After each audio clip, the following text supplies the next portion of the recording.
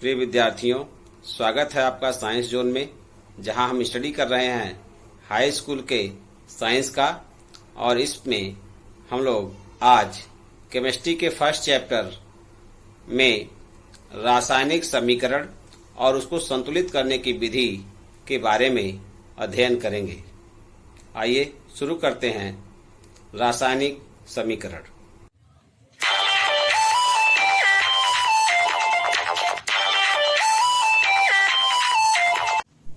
Chemical equation अर्थात रासायनिक समीकरण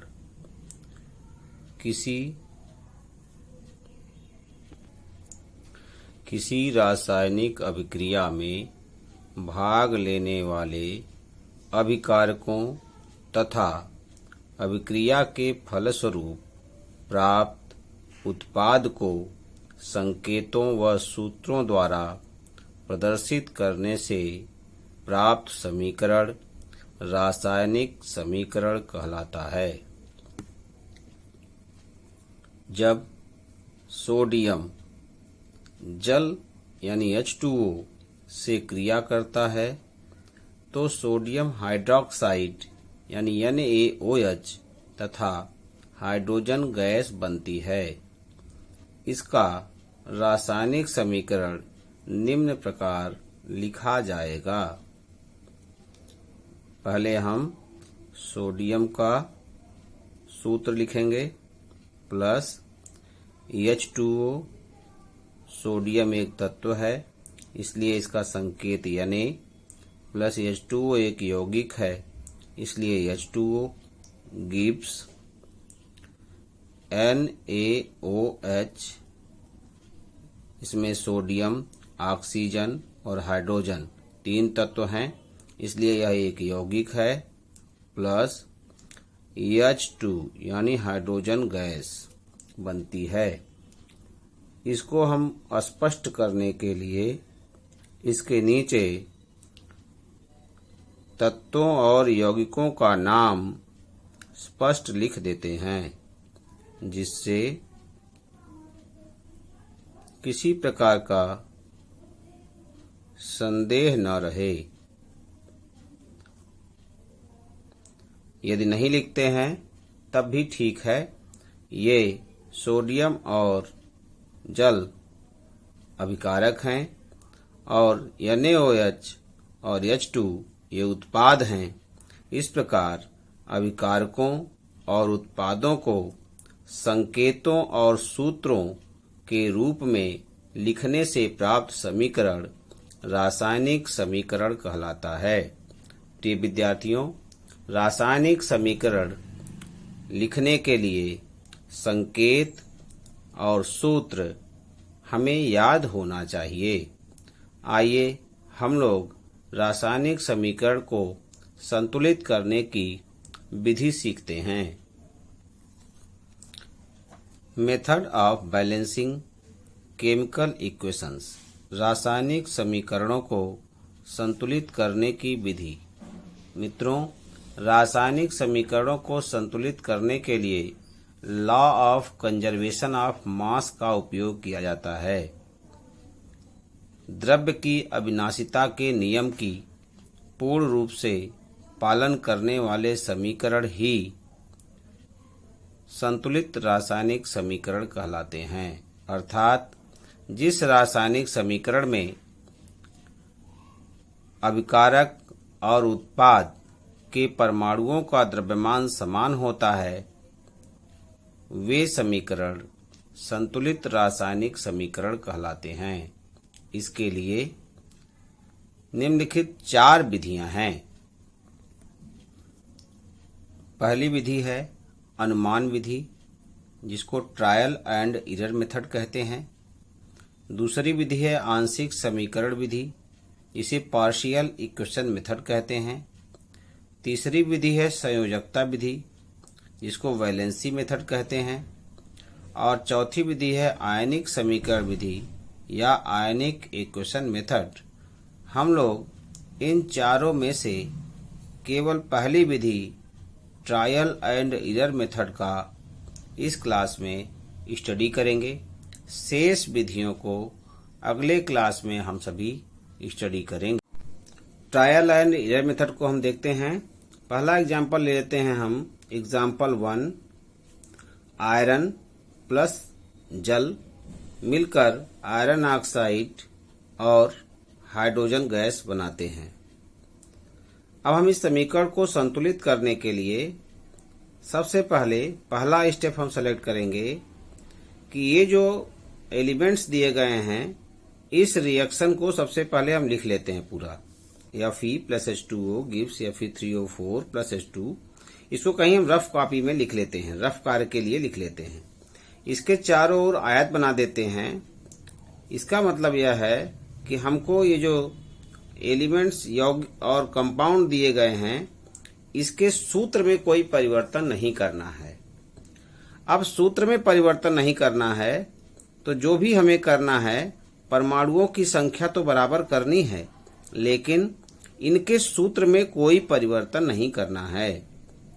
अभी हम इसे ट्रायल के रूप में कर रहे हैं, इसलिए इसके चारों ओर आयत बना दिए हैं। जरूरी नहीं कि आप आयत बनाएं ही। जब आपको अभ्यास हो जाए तो आप आयत न बनाएं। आयत बनाने की आवश्यकता नहीं पड़ती है। सेकेंड स्टेप में हम इस रासायनिक क्रिया में प्रयुक्त होने वाले अभिकारकों और उत्पाद के परमाणुओं की संख्या लिख लेते हैं। हमने यहाँ पर लिख लिया रिएक्टेंट और प्रोडक्ट। रिएक्टेंट में हमने आयरन को लिया। आयरन हमारा एक परमाणु है तो हमने यहाँ एक लिख दिया, और प्रोडक्ट में 3 परमाणु है तो 3 लिख लिया हमने। हाइड्रोजन यहाँ पर 2 परमाणु है, जबकि प्रोडक्ट में 2 परमाणु ही है, तो हाइड्रोजन की संख्या में कोई परिवर्तन नहीं है। ऑक्सीजन इसमें 1 परमाणु है, जबकि उत्पाद में 4 परमाणु है। अब तीसरे स्टेप में, थर्ड स्टेप में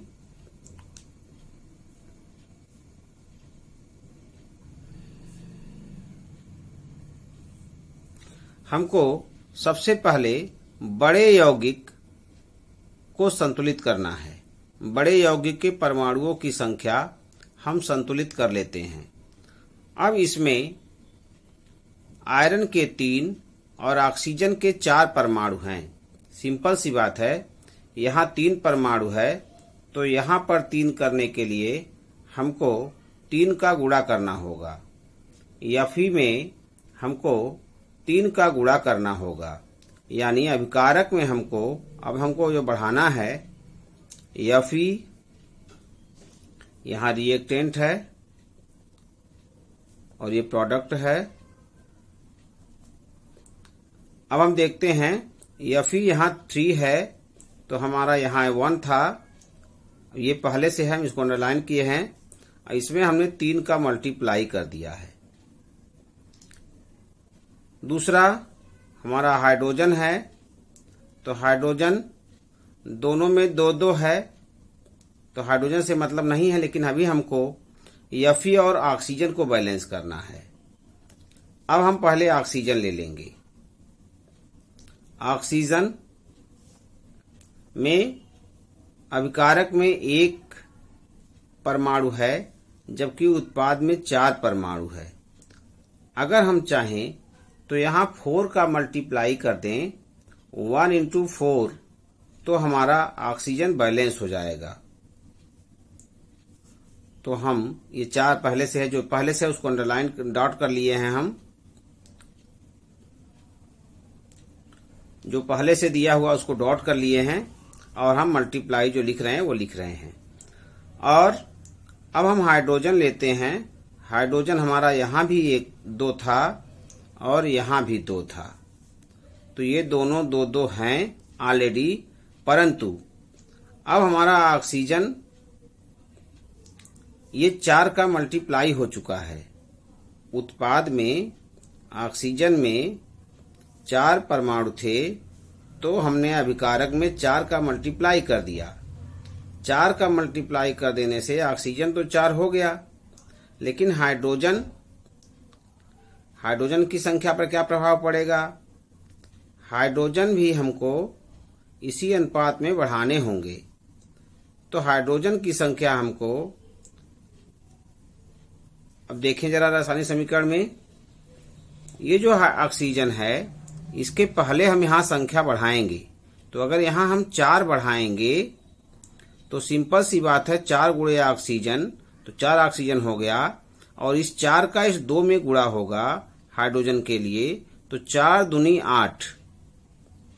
चूंकि दोनों ही तत्वों को समान मात्रा में ही बढ़ा सकते हैं, यहाँ जो अंक लिखी जाती है उसमें दोनों में गुणा करते हैं। तो हम यहाँ पर हाइड्रोजन में भी 4 का गुणा कर देते हैं, तो इसमें भी 4 का गुणा हमको करना पड़ेगा। अब हमारा जो रासायनिक समीकरण बन के तैयार होगा, चौथे स्टेप में हमारा रासायनिक समीकरण बन जाएगा। हम लिखेंगे Fe plus H2O gives Fe3O4 plus H2। ये हमारा रासायनिक समीकरण था। हमने Fe में कर दिया है 3 का मल्टीप्लाई, तो यहाँ हम 3 कर लेते हैं। हमने अभिकारक में O में 4 का मल्टीप्लाई कर दिया है और यहाँ भी 4 का मल्टीप्लाई कर दिया है, तो यहाँ हम 4 कर देते हैं।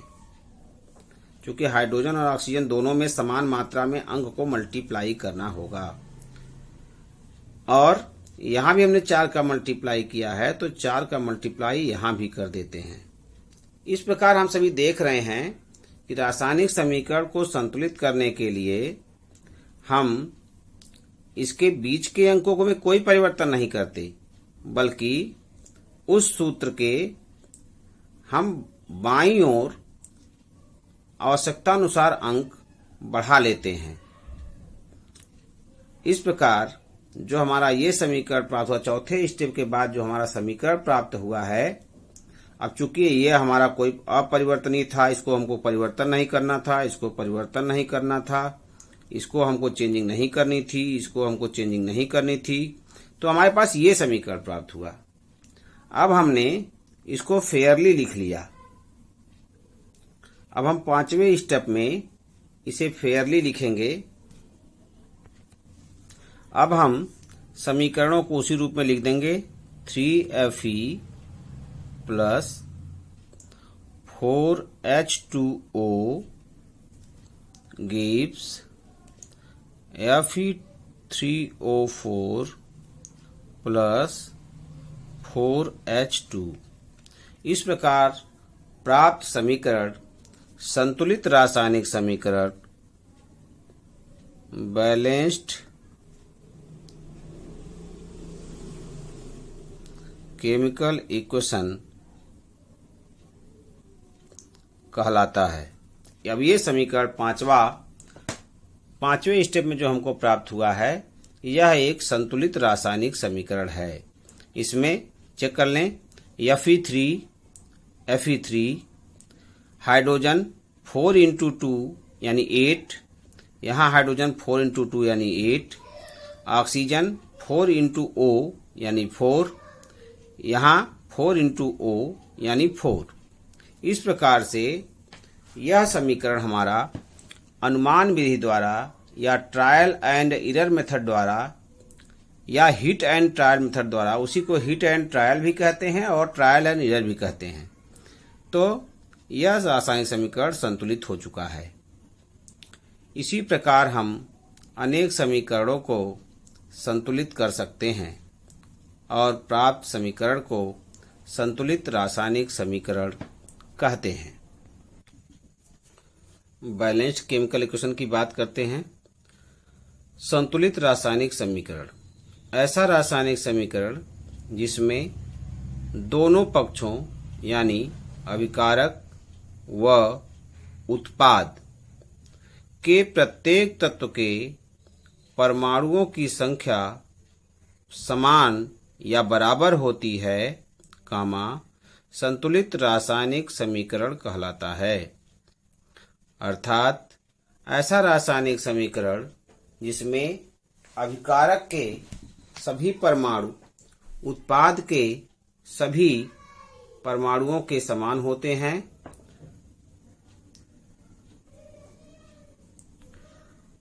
संतुलित रासायनिक समीकरण कहलाता है। आइए एक उदाहरण दे देते हैं, कोई भी एक उदाहरण हम ले लें इसमें। जैसे CH4 example CH4 plus 2O2 gives CO2 plus 2H2O। अब देखें मेथेन, यह मेथेन है। नाम जानने के लिए हम इसके नीचे लिख देते हैं, यह ऑक्सीजन है, कार्बन डाइऑक्साइड है और ये जल है। इसमें कार्बन 1 है, इसमें कार्बन 1 परमाणु है। इसमें हाइड्रोजन के 4 परमाणु हैं। यहाँ 2 गुणे 2 बराबर 4 परमाणु हो गए। इसमें ऑक्सीजन के 2 गुणे 2 इक्वल 4 परमाणु हैं। इसमें भी ऑक्सीजन का 2 यहाँ और 2 गुणे ऑक्सीजन यहाँ, इस प्रकार 2 + 2 बराबर 4 ऑक्सीजन इसमें भी हो गया। इस प्रकार यह समीकरण संतुलित रासायनिक समीकरण है। इस प्रकार संतुलित रासायनिक समीकरण वह समीकरण है जिसमें अभिकारक और उत्पाद दोनों में प्रत्येक के परमाणुओं की संख्या समान होती है।